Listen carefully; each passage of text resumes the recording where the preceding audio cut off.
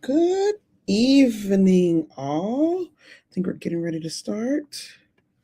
Good evening, everyone. This is Francesca with the Educators Room. We are live today because we are talking about recapping our biggest news stories in 2026. So before we start, today is December 30th. If you have been following, we have been doing education news, one education news story a day. And so we're here tonight to talk about all of the things that have happened and all of the things that we see. And we want to talk about all these things. So before we start, I want you to make sure that you have put in the chat where you are from. um, Introduce yourself. Just tell us what area of the country or the world you're coming from, and we will go from there. So we're going to start that, and then we're going to make sure that everything is recording because it's been a minute since we've gone live, and we want to make sure that everybody can see what we're doing and what we have going on. Now, let me ask you guys this: 2025 has been crazy, right? It has been all of the things of all of the things. And it's really been a pretty pivotal year for education. We have a new administration. And so there are things that are going on that we're like, oh my gosh, I did not know that this was a thing. So before we start, where are you coming from? Um, and what was happening in your world in 2025? Now, I'm going to start before we get into like the conversation about the news stories. Let's recap how we ended up here. We know that in January, the United States, swore in a new president of the United States, Donald J. Trump, this is actually his second term. And one of the things that we kind of knew starting in October of 2024, maybe late fall, we knew here at the Educators Room and for our subscribers, we knew based on some of the talk about what was happening in project that was going to be in Project 2025 and on the agenda for the conservative movement, we knew some of these things would happen. And so we started very early kind of talking about some of the things that we knew was going to happen and what we were anticipating this administration would do based on what they had campaigned on. So January comes and we get a new education secretary. And let's start with Linda McMahon. And let's talk about this story because this story was a lot. People had a lot of opinions, and I'm going to put the story here. For those of you, oh, thank you guys. I see on Instagram, somebody said they're watching from Dallas. Hey guys, somebody else is from Dubai. Oh my gosh, it's like daytime in Dubai. I see somebody in South Africa. Okay. So we just have everybody from everywhere. Wow, this is crazy. Okay. Continue to put where you're from, continue to tell us all of the things that you are seeing and are doing. And we love that. So we love it. So just go ahead and tell us where you're from or whatnot. I'm watching from my other app so I can see the comments on that. So we knew Linda McMahon was going to be she was going to be the education secretary. And there have been lots of talk about who it could possibly be. But once we found out it was Linda McMahon, there were a lot of just conversations about what she would bring, what she would not bring, what was her strong suit, was she going to be good for education. And if you didn't know, Linda McMahon, I can't talk, I almost called her McMahon. She comes from the WWE conglomerate, her and her husband. For those of you who are big wrestling fans, you knew her name, you knew who she was. And that is who President Trump picked for as who President Trump picked for his education secretary. Now, let me say this. It was, it has been, it was been, it is. There has been a lot of things that have been happening from on her watch. So one of the first things that she did when she got into this role was that she started to from the push from President Trump and his staff was to dismantle the Department of Education. And with that came so many news stories, so many things that are happening. And for those of you who do not know kind of what this comes from and why the Department of Education, as an educator, you kind of know, but just the history of the Department of Education and why so many people were against it. So many people did not know what this was for. Why do you have a Department of Education? All of those things. Okay, so hold on. We got more people in the chat. Put where you're from, guys. Put exactly where you're from. Tell us where you're from, where you're watching, and go from there. I'm going to take a second and put that on there because I have a lot of people asking, how can I watch this? Go ahead and come on and watch us this way. Let's see. All right, we see people coming in. We see Texas. We see Argentina. Oh my gosh, there's a lot of people here. So if you're just coming in, tell us where you're from. Tell us what was 2025 like for you. We're about to go over and go through with all of the things that were happening for all the things that were happening in education news. So go ahead, tell us where you're from. Tell us all the things and go from there. Okay, tell us where you're from. Tell us where you're from.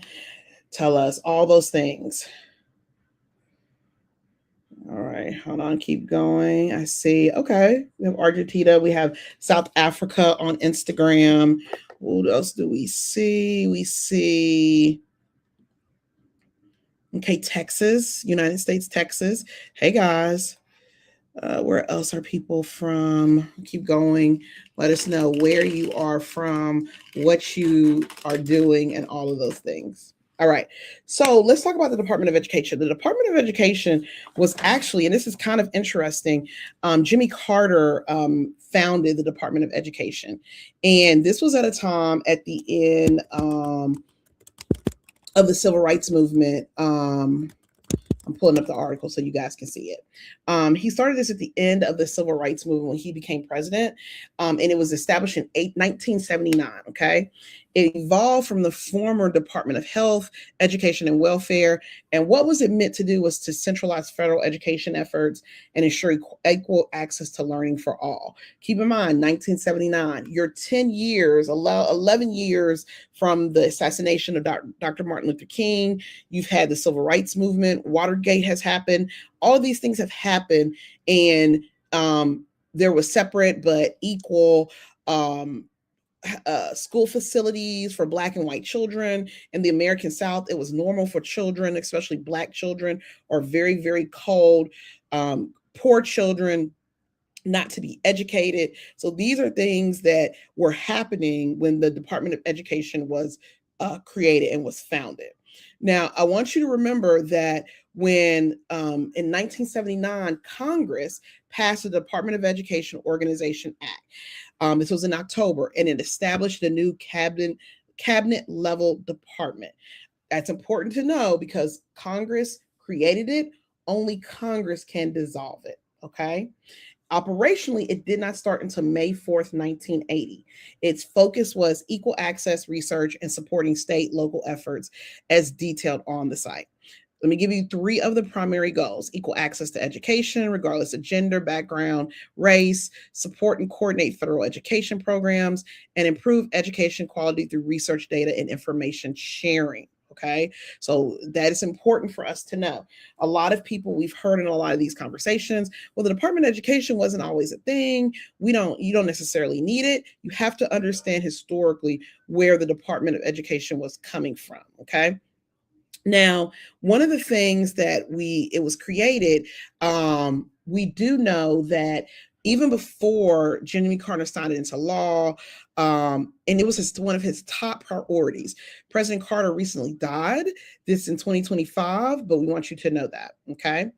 Now, the Department of Education is broken into various offices with the most oversight over K-12 schools, okay? So you have the Office of Elementary and Secondary Education, you have the Office of English Language Acquisition, you have the Office of Special Education and Rehabilitative Services, you have the Institute of Education Sciences, you have the Office for Civil Rights, and you have the Office of Career, Technical, and Adult Education, okay?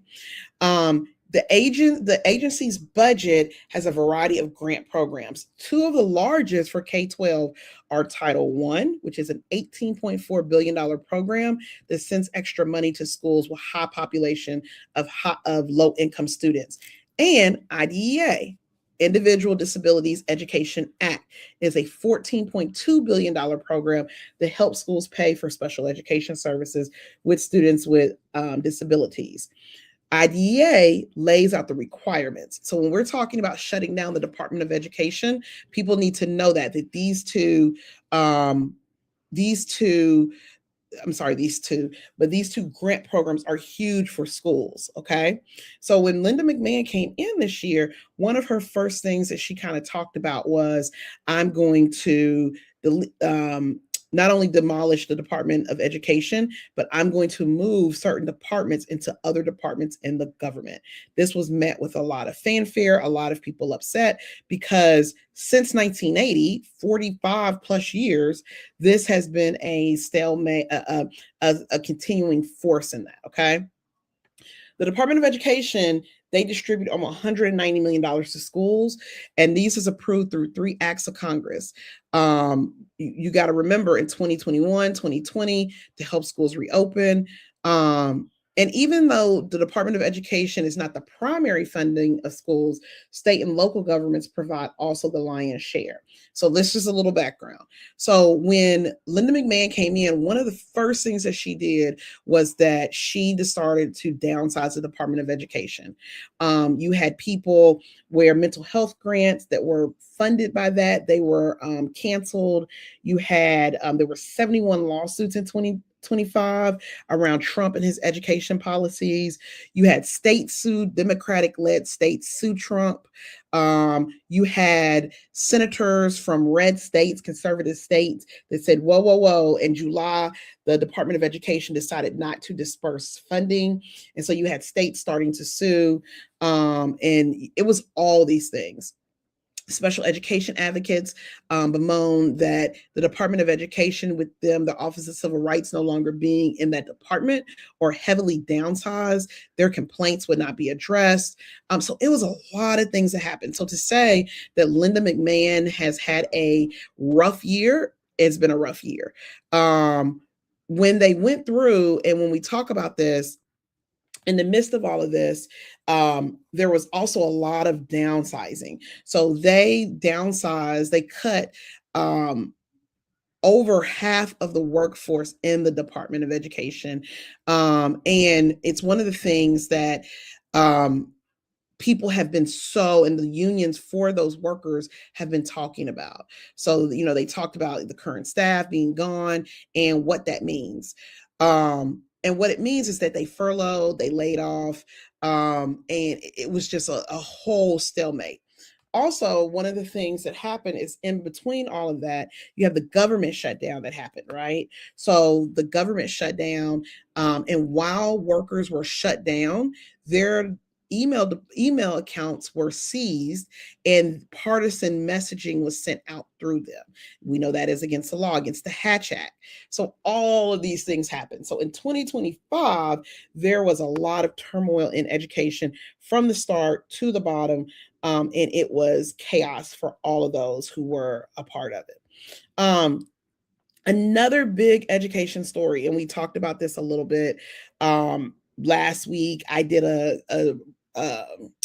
I did a reel about it, and it blew up. It's almost like at 600 comments right now, and it basically was about how and the Department of Oklahoma University, there was a TA who graded a paper. The paper was about gender, and the paper was basically about how girls and boys, how they respond to bullying. So they assign a paper, and one of the students in the class, they decide that they're going to, and when they assigned the paper, it was noted that they needed to make sure that they went through and that they did they cited the article. There was an article for them to cite.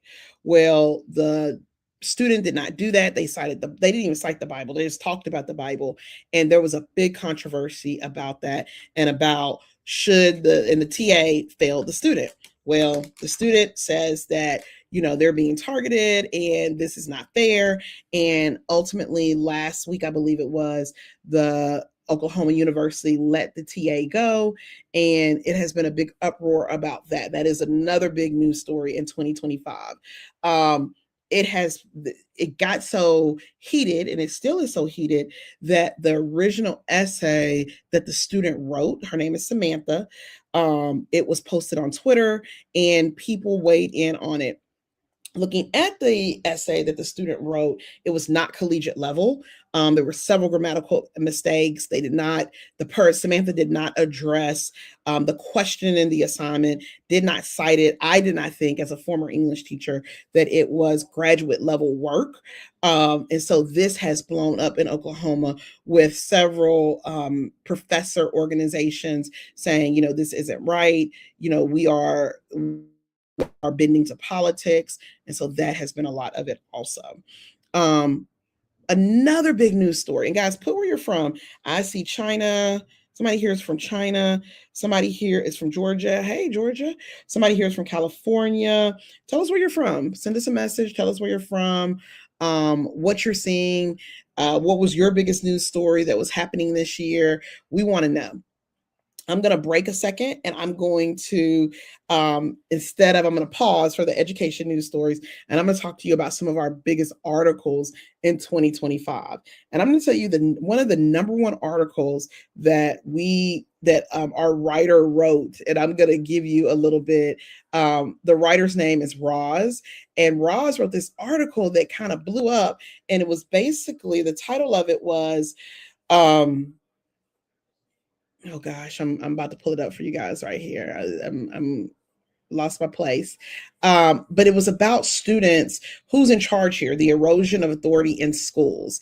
And it was a top article, and people were heated about this article. I'm going to put the link in the chat for you to see it. But basically, it is about the erosion of authority and how students, despite there being, we're in 2025 and people know better, there are students who feel like they do not have to respect the authority of an educator in a classroom, and instead they can do what they want with their parents backing them up. Just put that in the chat.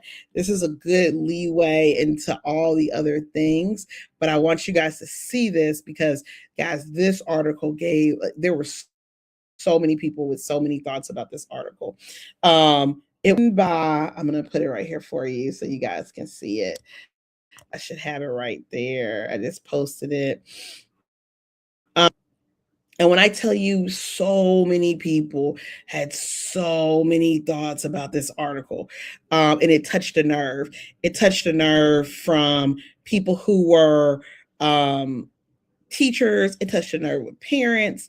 And the person who actually wrote this is actually an administrator, and her name is Roz Ramades. Okay. And shout out to Roz. She wrote this article, and people were just fuming. And she's a principal of middle school humanities in Oregon. She grew up in Michigan, and basically, the article really touches on, how students no longer respect authority. And because they don't respect authority, they think that their behavior, no matter what it is okay. So the article really starts with, I'd like you to go back to your seat, I said, after the third reminder for off-task behavior. What? Why? She explained, apparently totally stymied as why I'd ask her to do such a thing. Because a few minutes ago, I told you that if you keep socializing, I would move you back to your own seat. And unfortunately, you're still socializing. She rolled her eyes, picked up her pages, and walked back to her seat. She kicked her chair before she sat down in it. 2 minutes later, she raised her hand and asked if she could go to the bathroom. So this article, the erosion, who's in charge here, the erosion of authority in schools, major point, major people have, oh my God, they are just tickled about this. And I'm going to share it for you guys to see, because it is insane the number of comments that we got about this story.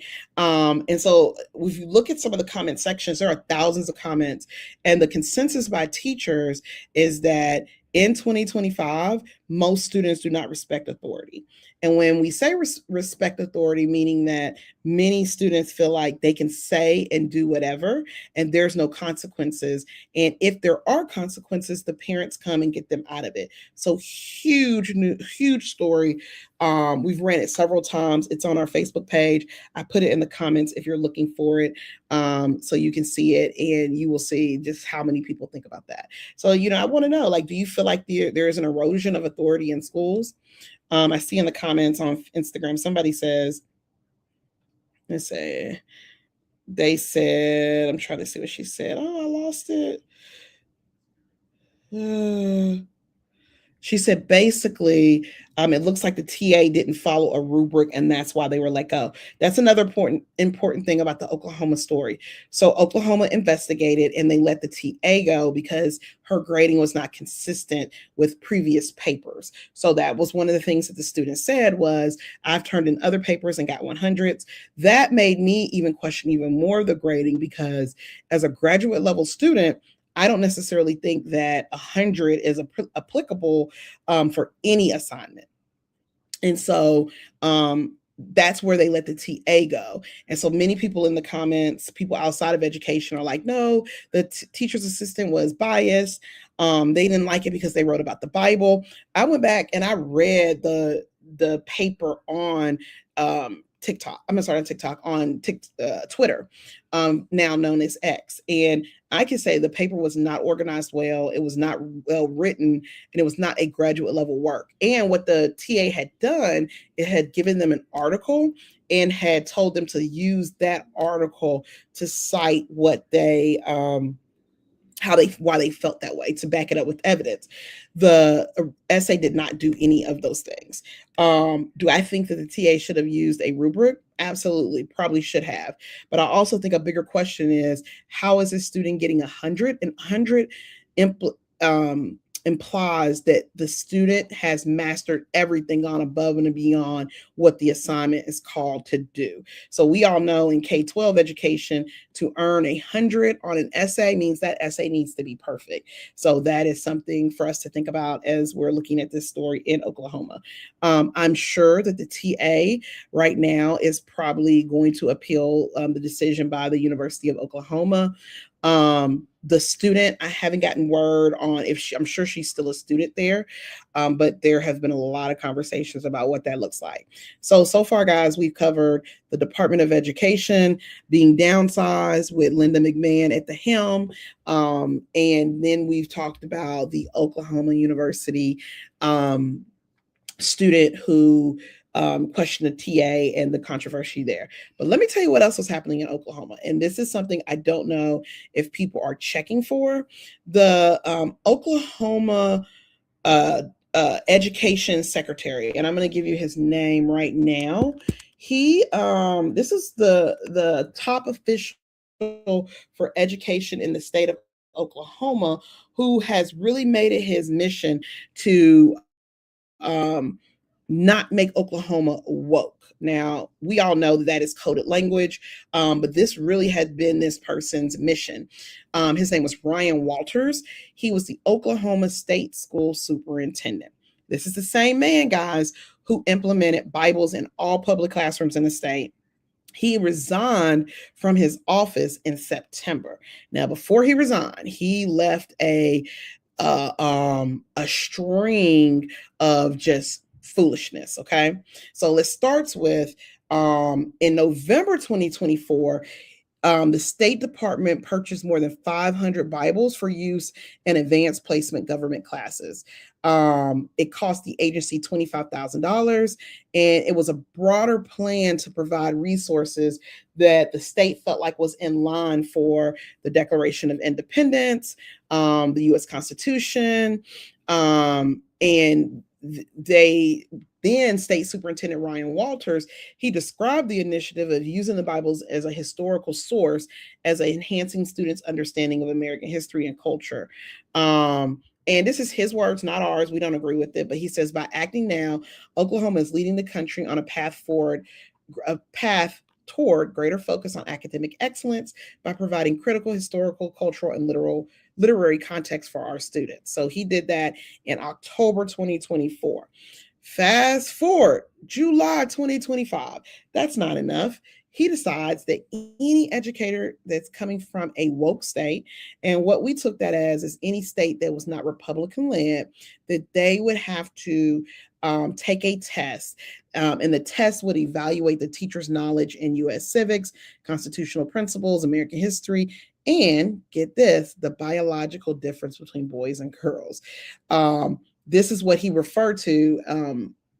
Ryan Walters referred this as an America First approach to classroom instruction.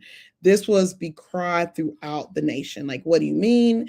Oklahoma is last in education. This is going to keep teachers from wanting to go here. And there was a lot of conversations about what does woke states mean? Is a woke state all because you have a governor that is a Democrat? And so Oklahoma, because there are so many teaching vacancies there, the critics, the unions said it's going to be even harder for us to get people who want to teach in Oklahoma. So Ryan Walters runs this initiative. And so if you are coming from another state that they deem as woke, you will take a test that is questioning you on all of those things. What do y'all think about that? It's insane. Now Ryan wasn't done yet. So Ryan had a very busy 2025 year. So he's put Bibles in all classroom, the AP US Civics class, AP Government class. He has done a new assessment, but guess what?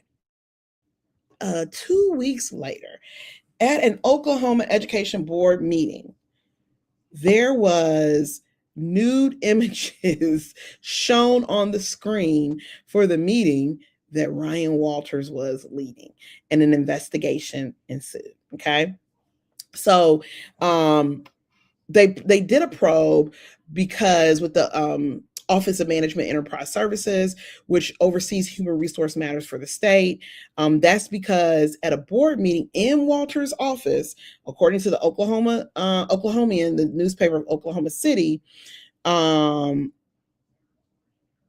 they cited Ryan Deathridge and Becky Carson, who attended the meeting and said they saw naked images of women on TV screen. Okay. And there was a state senator, Adam Pugh, who echoed the need for openness, had many questions. He said this situation further warrants explanation and transparency. Additionally, Superintendent Walters and those making the allegations deserve to be heard and give their side of the story. Walters, who we all can assume is a conservative Republican, dismissed the accusations as politically motivated attacks. And so there was an investigation. Now, not 2 months later, we're still in Oklahoma. We've had the Bibles being put in AP government classes. We've had a woke test for educators outside of Oklahoma. And guess what happens in September? Ryan Walters steps down as the Oklahoma State Superintendent. Now, why would you say he would do that? Well, he did it because he was going to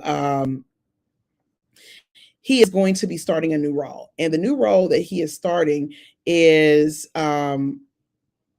basically where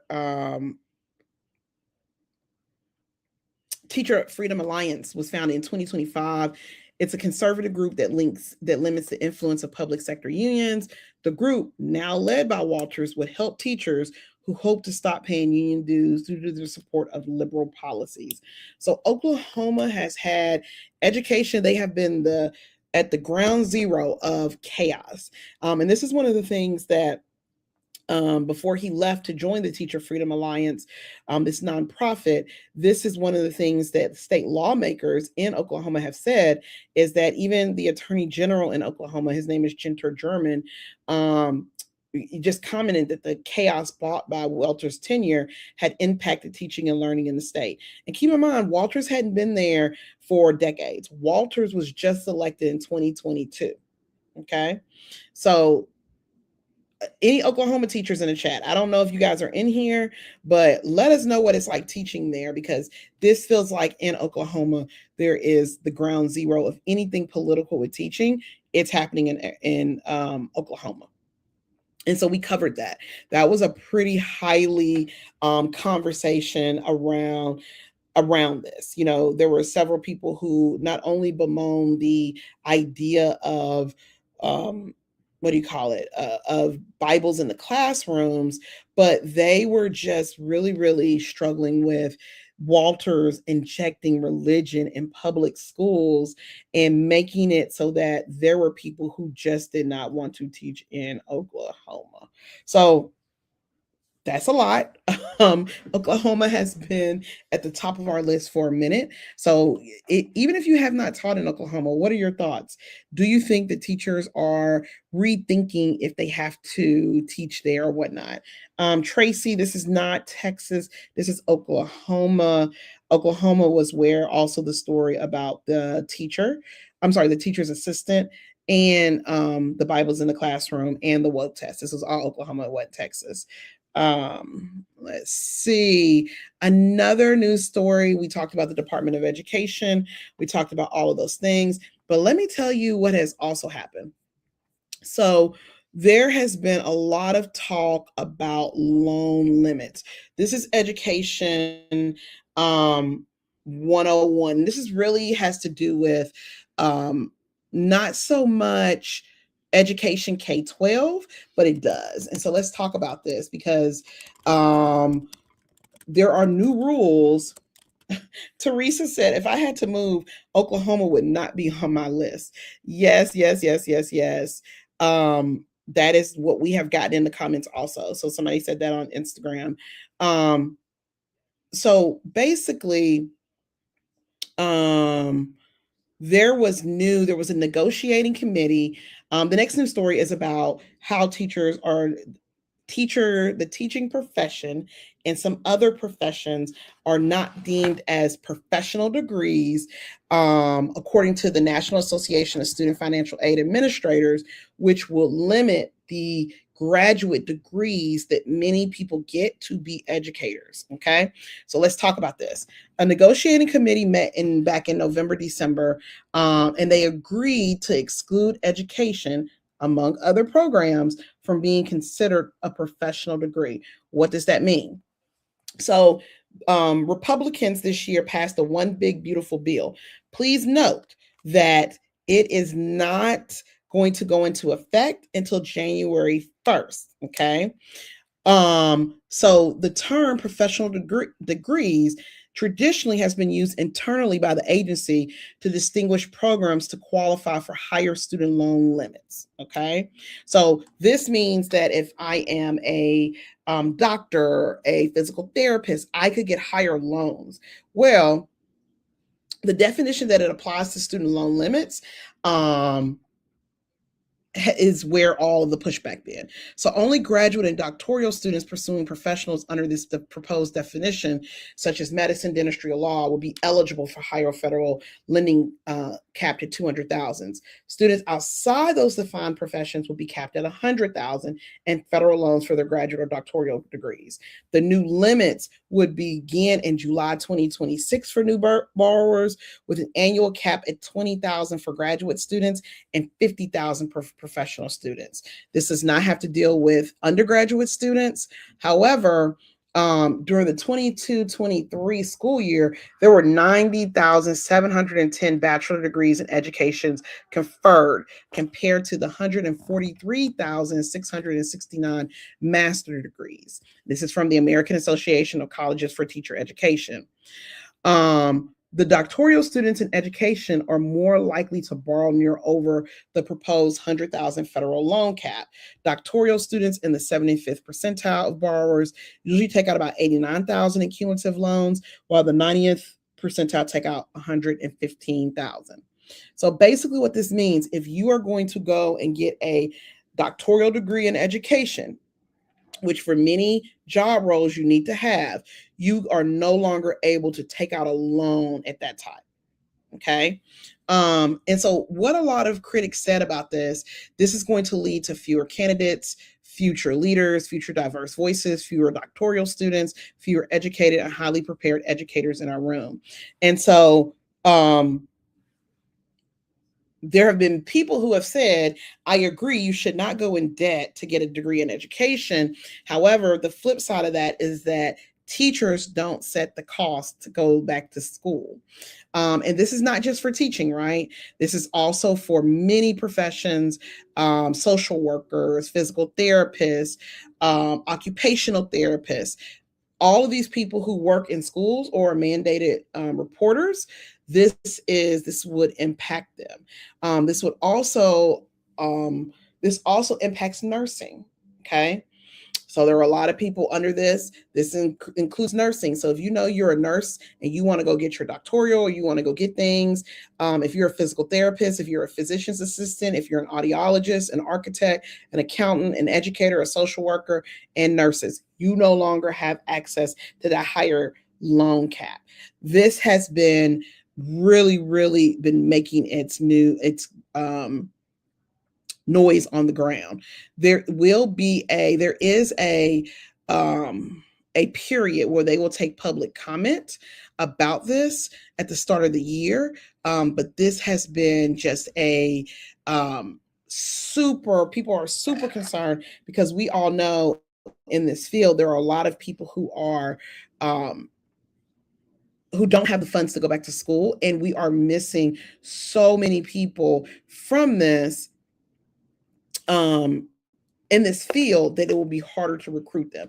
And also to remember about this news story, remember graduate versus professional. So teaching is professional, nursing is all those things we listed are professional, but this is a technical term for loans. Okay.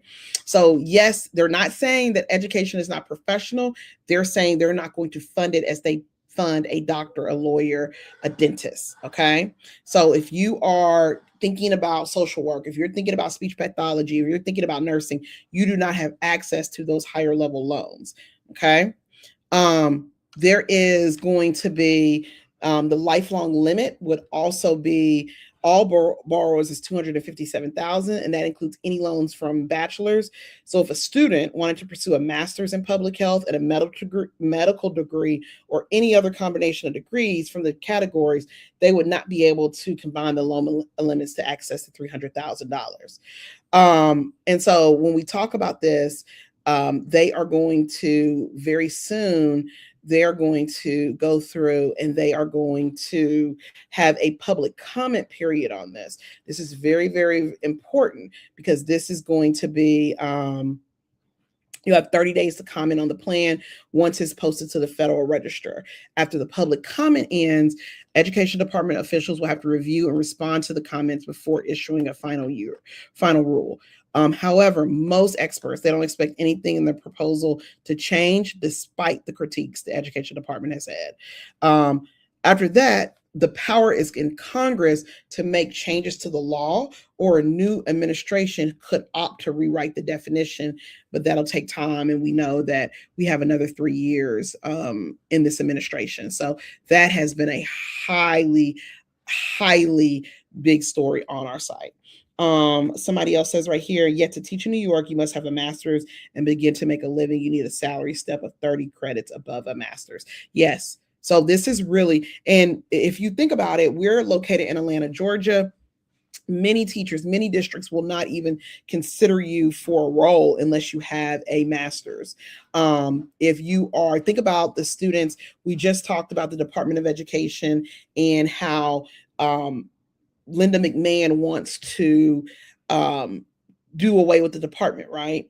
Many students with special needs, they have speech therapists, they have physical therapists who come inside the schools and offer services. So when you don't no longer have them, when you no longer have school psychologists, when you no longer have people who have to go get masters or doctorates in order to do their jobs, you're talking about, you are going to impact some of the most vulnerable students who do not have access.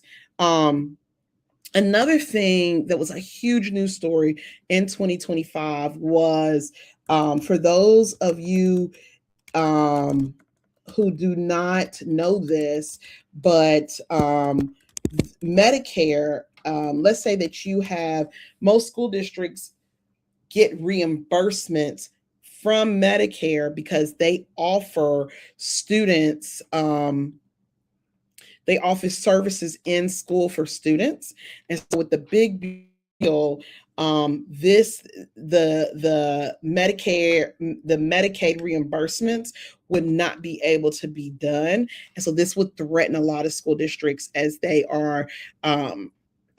operate in the space. So cuts to Medicaid would impact 28% of early educators who rely on it for health education. Also, when you think about Medicaid provides health care to over 30 million children. All right. So if you think about those rural districts where there is not a hospital in the area and where they might have on-site clinics, those clinics operate because they get reimbursement from Medicaid, right? So when the cuts to Medicaid, they will impact that. Okay. So tens of millions of students living in poverty. This is not in the news story that we covered, this is really not something that's going to affect children in urban schools. It will impact them, but many times you can find a hospital in those areas. Here in Georgia, we have many rural counties where there's not one open hospital. And the ones that are open are going to have to close because they rely heavily on Medicaid. Okay.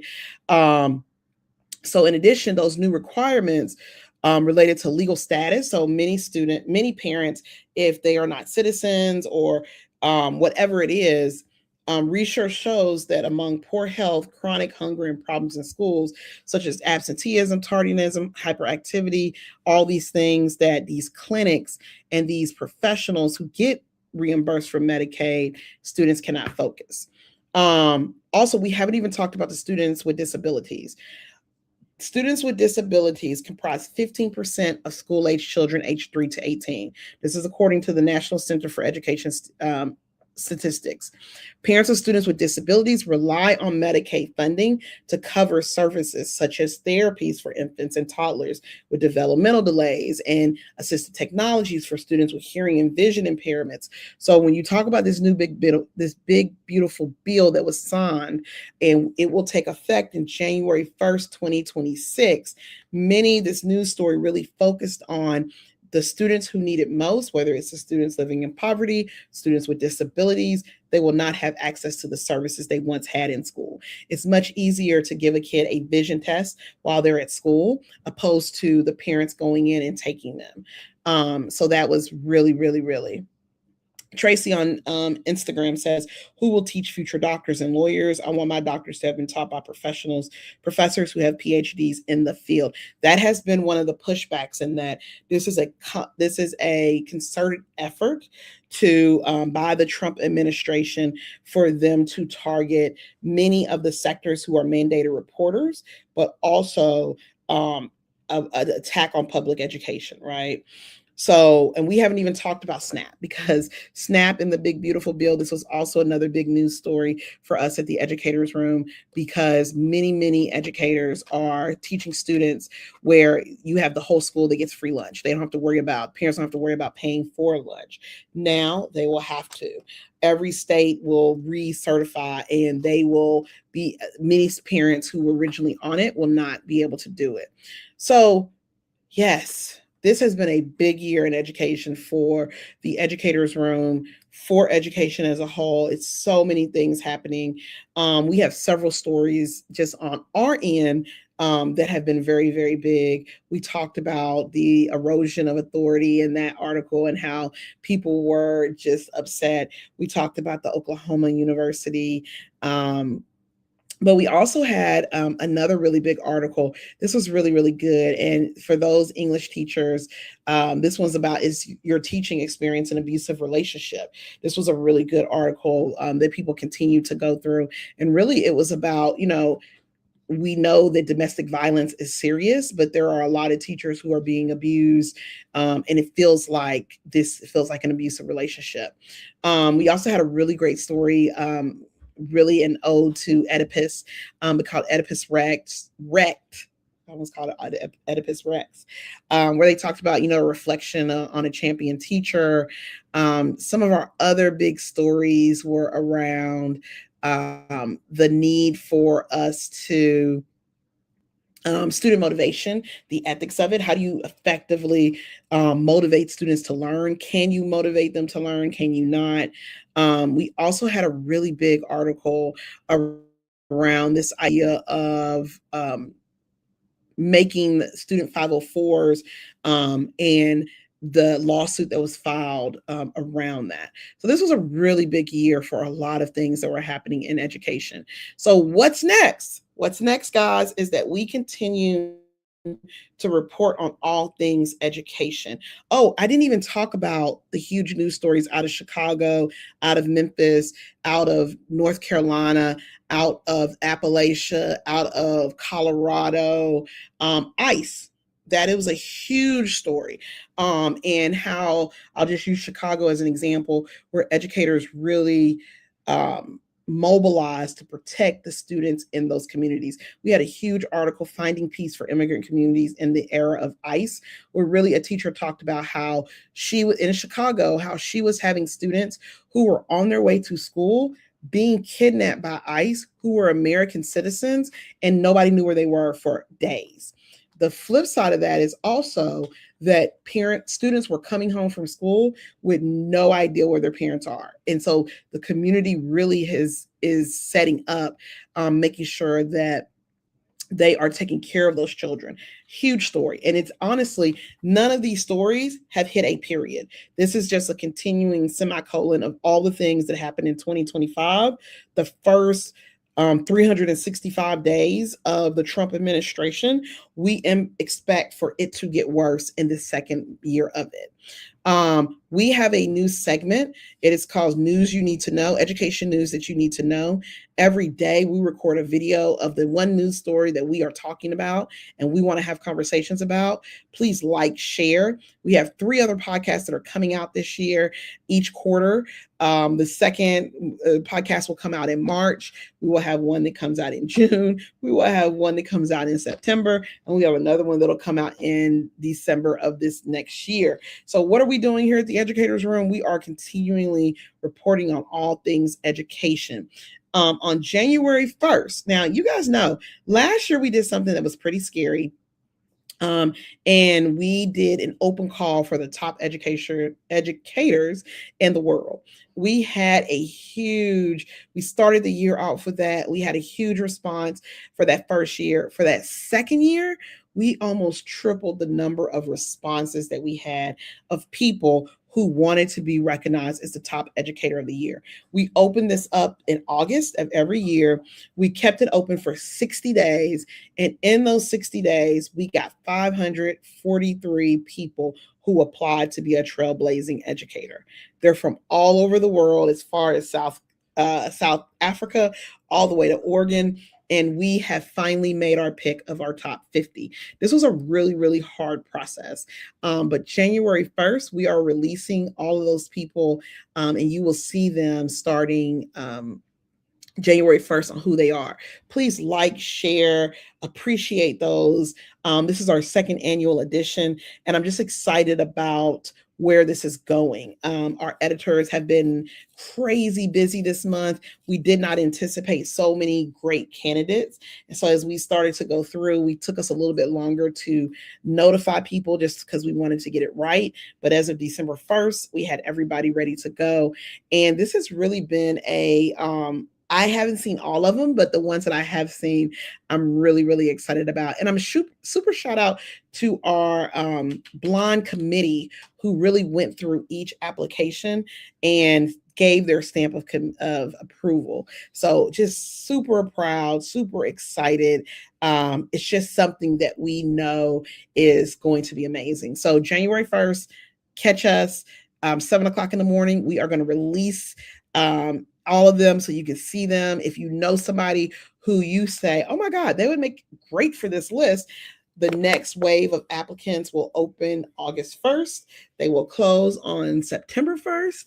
And we will spend all of September, October going through the applications with us letting people know right after Thanksgiving about who has won that coveted spot. So you can find us every day talking about education. Please like, share our articles, our videos. And remember, teachers are the experts, and we will see you again in the new year.